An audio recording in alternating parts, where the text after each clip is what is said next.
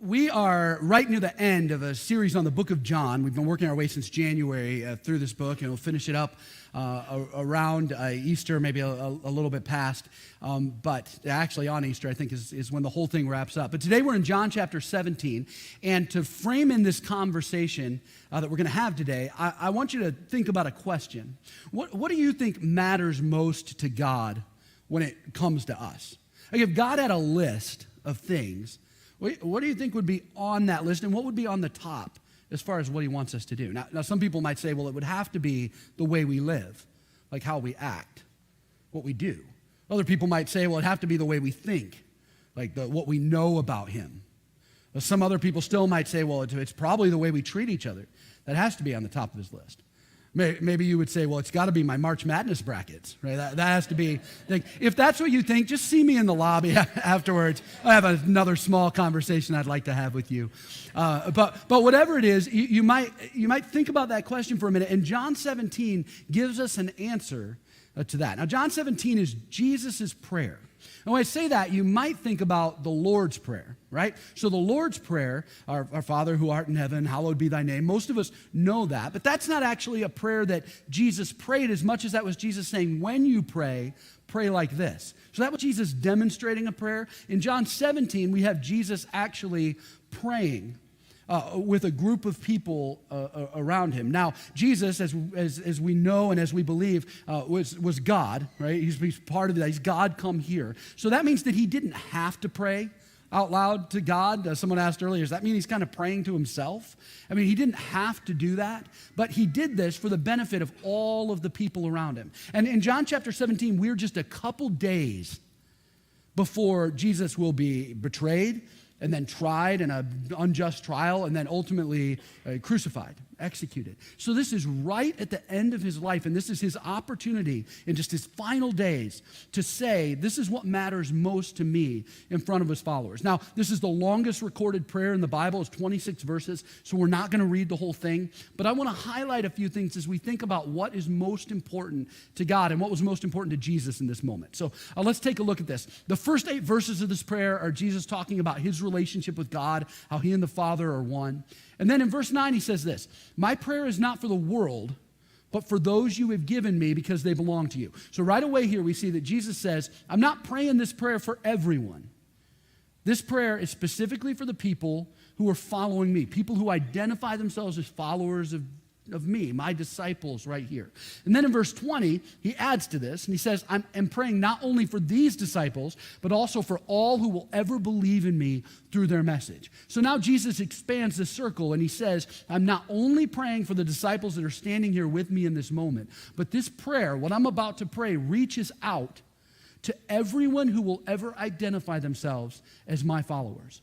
So what that means is, as much as this prayer was for the original disciples of Jesus who heard it with their own ears, it's also for you, and it's also for me. What Jesus says in these next few verses applies just as much now as it did then, because that's what he says. It's for all of us. So what is it that Jesus prays for? In this moment, right at the end of his life, what is the thing that he most wants from his followers? And we'll see it here in verse 21. He says, I pray that they will all be one, just as you and I are one, and you are in me, Father, and that I am in you. And may they be in us so that the world will believe you sent me. Now, Jesus could have prayed for anything in this moment. And what he chooses to pray for is unity. He could have prayed that they would sin less. He could have prayed that we would get our theology straight. He could have prayed that we'd read our Bible more and watch less Netflix. He could have prayed anything he wanted, but what he prays is that we will be one, and specifically, he prays that we will be one in the same way that he and his Father are one. So what we know about God and Jesus is that they are one person in separate kind of manifestations, but also they are one in mission. They have the same mission. You might remember this story if you've been kicking around church, but right at the beginning of Jesus' life, when he's just a young child, his parents accidentally leave him at the temple. And then they circle back around and come back to get him. And when his mom says, why'd you do this to us? He says, don't you know that I have to be about my Father's business? From the life, he understood that he had a mission that was the same as God's mission. He had been sent here. He had come here himself to do something specific. So when Jesus says in this passage that my prayer is for unity, that they will be one like my Father and I are one, what he's saying is, I want my people to be united around the same mission. In other words, I want the church to be on the same page. I want the church to be rowing in the same direction. I want the church to have the same game plan. That's the prayer of Jesus in this moment. So what is that mission? What's the game plan? Now, maybe you've heard before people talk about where the Bible says that we should love God with all our heart, soul, mind, and strength, and then love our neighbor as ourselves. So the love for God and love for others is kind of the central mission of what we're supposed to do in the world. And Jesus says basically that same thing, but he says it a little bit differently. So I want to point out two things that Jesus prays for that help us understand what our mission is in the world and how we might go about it. So the first thing that Jesus says is that we should all be, and by all I mean everyone who identifies themselves as a Christian, we should be displaying God's glory. We are here to display his glory. In John chapter 17, verse 22, I think it's in the next verse, it says this. Jesus is talking. He says, I have given them, my followers, the glory you gave me, so they may be one as we are one. Jesus says, I've given them our glory. Now, glory is an interesting word. It's mentioned 6 or 7 times in this passage, and it's one of those words that's easier to explain with words. It's hard to explain what glory is, but when you see it, you kind of know it. Does that make sense? In the Bible, when Jesus uses this word, the word he's using, the Greek word, is doxa. And doxa means, among a number of other things, it means magnificence. So it's this idea of just the magnificence of God. In Hebrew, the word for glory is kavod, and kavod means significance, like the heaviness or weight of something, like how significant it is. So glory in this context is magnificence and significance. So just think for a moment about what it is that takes your breath away. What are the moments in your life or the things you've seen where you would use those words, significant and magnificent? I'm a sports fan, so one of the ones the ball hits the fall-away jumper over Byron Russell to win the 6th championship. Glory right there for me, right? A sports fan, I love that. It's magnificent and significant. Maybe for you, it's the birth of your children. That was certainly a big moment for me. Or I'll tell you another one, standing at the front of the church and watching my soon-to-be wife walk down the aisle.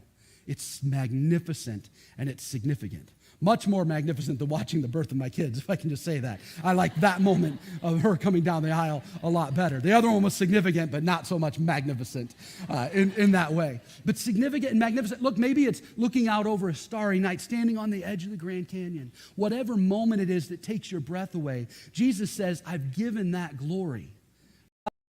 God, its magnificence and significance, it's supposed to take our breath away. That's the way that's supposed to work. Now, Jesus says something very interesting in this verse. He says, that glory, I've given it to you. You and I have the capacity to display God's glory. It is already in us. Genesis 2 says that God made us in his image and that he breathed life into humanity. God made us and breathed into us the ability to hold his glory and to display it. You don't need an upgrade.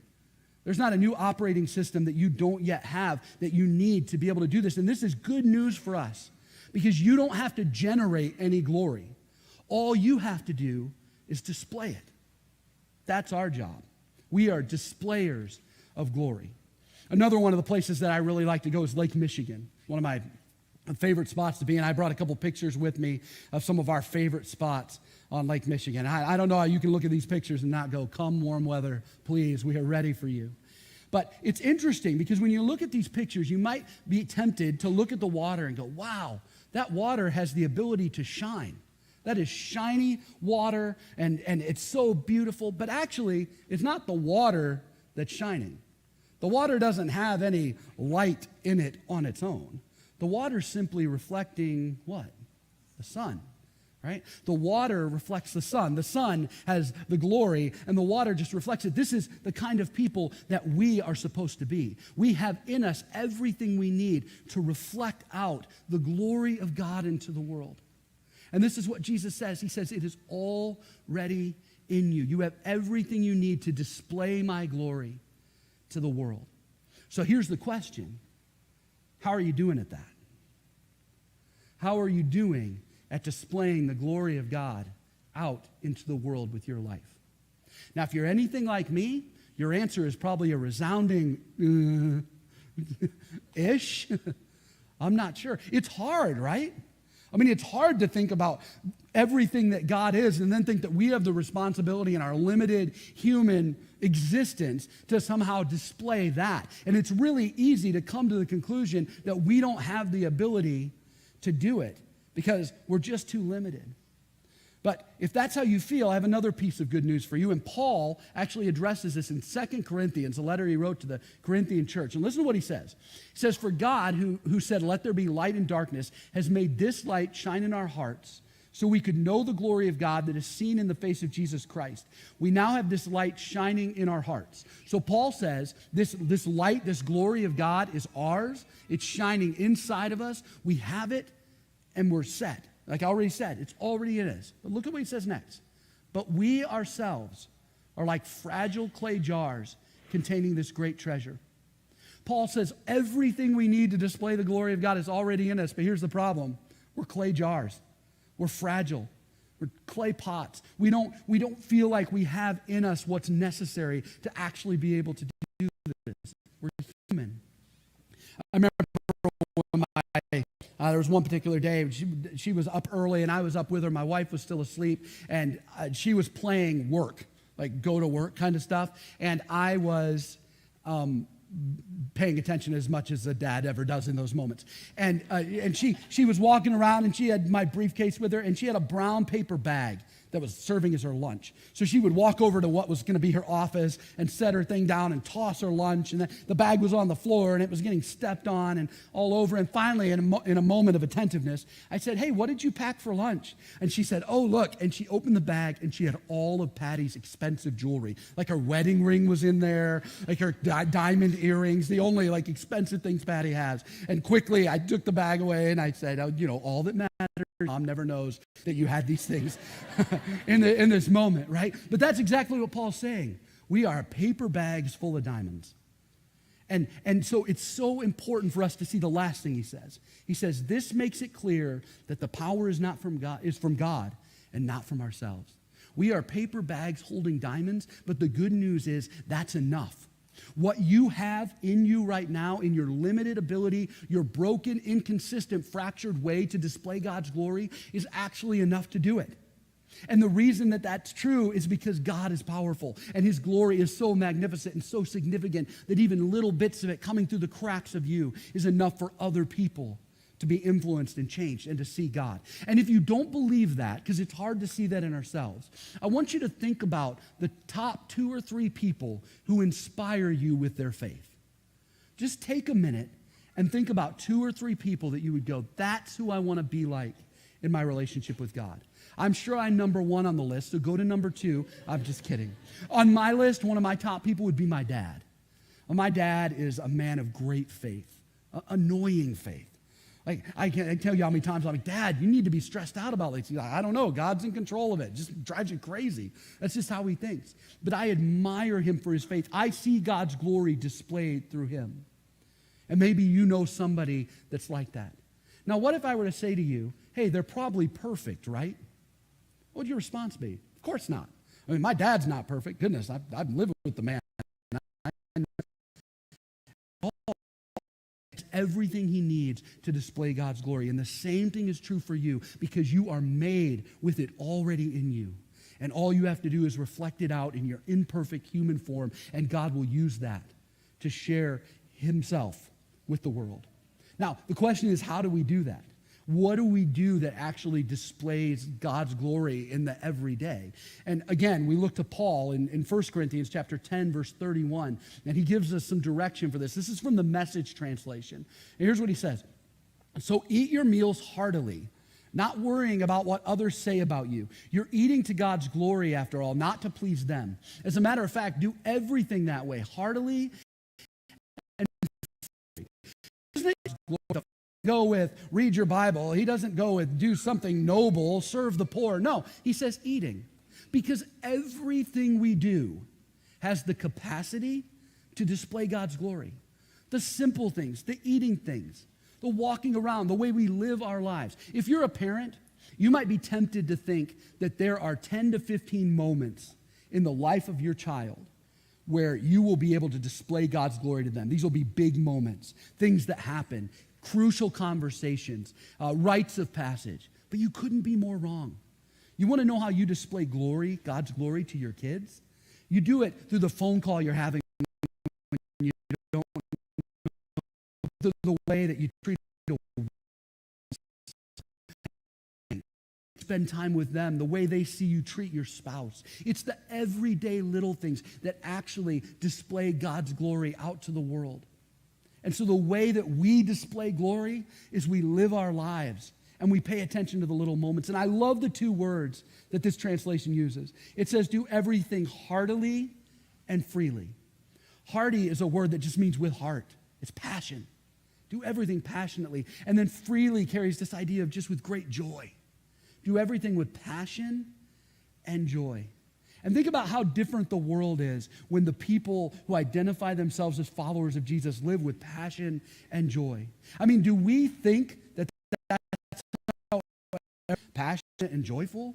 I mean, I'd like to think that, but I wonder if sometimes they think, anxious, grumpy, and judgmental instead. With passion and with joy, heartily and freely.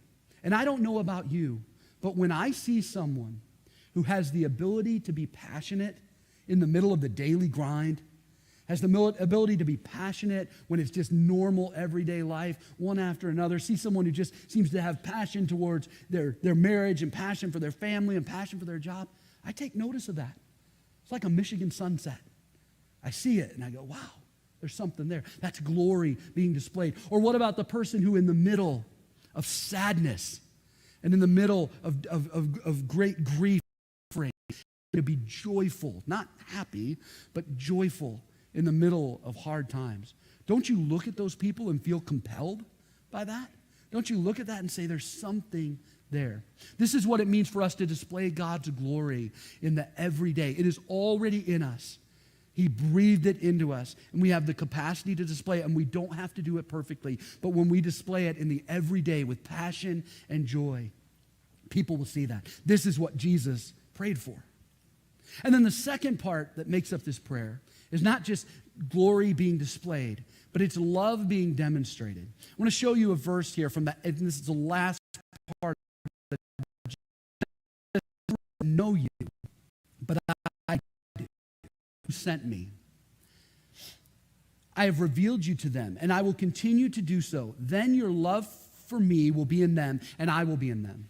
Jesus says that God's love for him is somehow already in us. Much like glory, God's love is already in us because we're made in his image. So we have his love, and our responsibility is to demonstrate it out. Much like glory, love is something that is better demonstrated than it is talked about and explained. I mean, people ask me all the time, how do we show the world who Jesus is? Love him. That's the way. Love them. And John, who wrote this, also wrote several other books. He says, dear friends, let us continue to love one another, for love comes from God. Anyone who loves is a child of God and knows God. But anyone who does not love does not know God, for God is love. Two significant things he says here. He says, God is love. It is in God's very nature to be love. And then he says, all love comes from God. And those things go together. He says, because God is love, then everything that is loving comes from God. And if God is love and everything that is loving comes from God, then anytime we love anyone, for any reason, in any way, we are showing God to them. We are being godly, literally, anytime that how the world us is when our to someone, when our words are encouraging, when we smile, when we sacrifice, when we put ourselves last, when we forgive, any way that we show love into the world, we are showing God to people. Over the last few weeks, you might have heard us here at Westwinds talk about an idea that we've been cooking up called Teacher Box. And Teacher Box is an idea that a few of us had to do something practical and tangible to love on our teachers. Now, my dad was a teacher for 30 years. Are any teachers in the room? Yeah, a few. Okay, my dad was a teacher for 30 years, and so I know some things, having a front row seat to watching this. Teaching is hard. It is a hard job. If you're a parent, you know that feeling you feel at 7:30, drop your kid off in the morning. All right, got to ramp up. Your teachers feel the opposite, because that whole time, they've got them. And here's the other thing. You might not know this. The kids don't always want to be there, right? 8 hours, captive audience. They're not always interested in picking up what's being laid down for them. So we have teachers who day in and day out, right, 5 days a week, 9 months a year, have to come in every day and love these kids and work hard for these kids and teach these kids. And it's a tough, tough job. And so we started thinking, well, how can we say thanks to some of the teachers in our community? How can we show love to them? Teachers get love at a few times a year. Teachers get love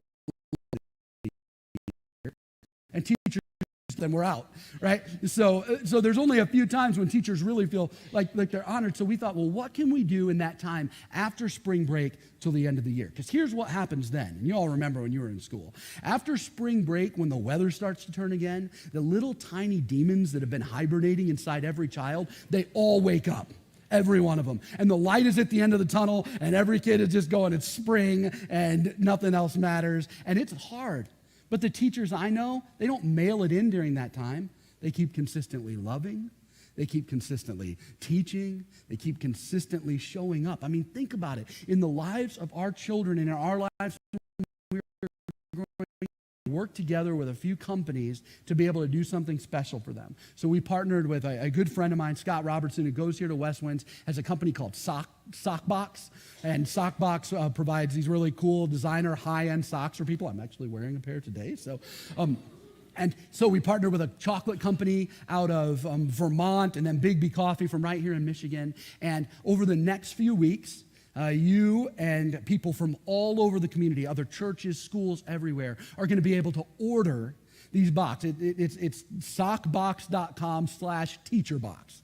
And for $15, you can order a box that'll be brought here, will be assembled together, and then we love you.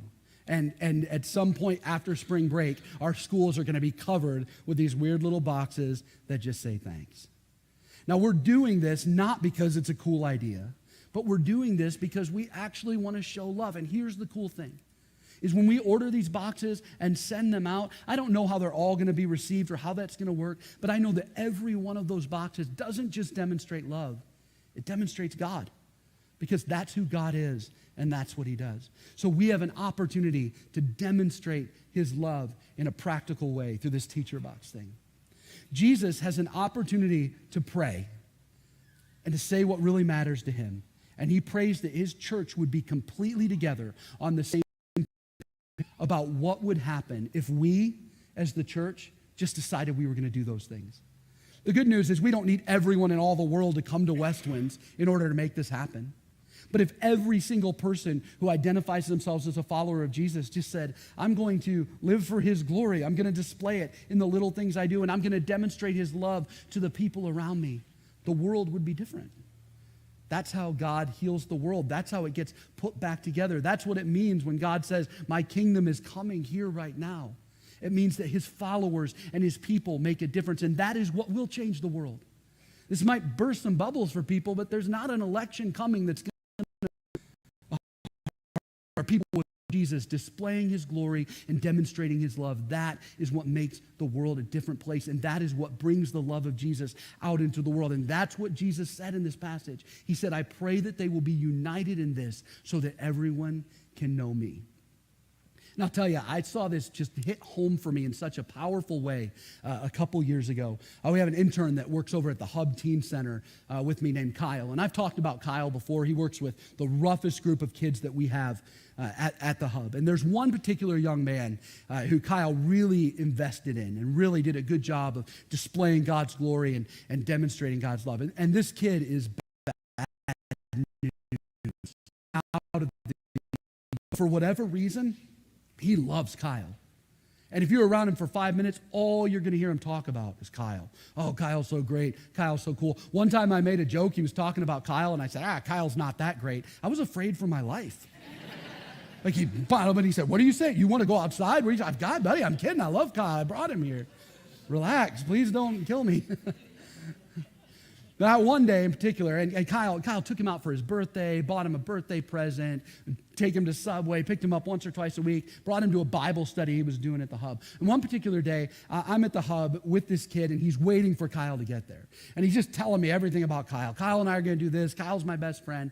And so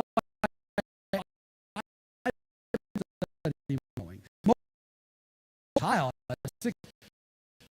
what do you think of Jesus? They've been working through the Gospels. He goes, dude, I love Jesus. He's just like Kyle. Yeah. But catch this. He did not say, Kyle is like Jesus. He said, Jesus is like Kyle. This kid didn't know Jesus. He was just getting to meet him. But when he was introduced to Jesus for the first time, he went, I've seen that before. And I've seen it in the glory of God displayed and the love of God demonstrated through another person. And as soon as I heard that, goosebumps. And I thought, that's the way I want to be. I want to be the kind of person who in the way I live, people. So may we as a church display the glory of God, the magnificence and the significance of God. It's already in us to display, and we do not have to do it perfectly because it's powerful, but may we display his glory with passion and with great joy. And may we demonstrate his love out into the world through the small, practical things that we do, because he is love, and all love comes from him. So any loving act that we do demonstrates it into the world. May we live that way. And then maybe we'll have the privilege of someone encountering God for the first time and saying, I've already seen him because he looks like you. Let me pray for us. God, thanks for the opportunity to think about your glory and to think about people who display glory. Made us in your image. It's in us. And may we be people who demonstrate your love through the practical things that we do, because you are love. And every act of love that we commit here in the world just spreads you and your love further and farther. But God, show us the way to be these kind of people and to live like this in your name. Amen.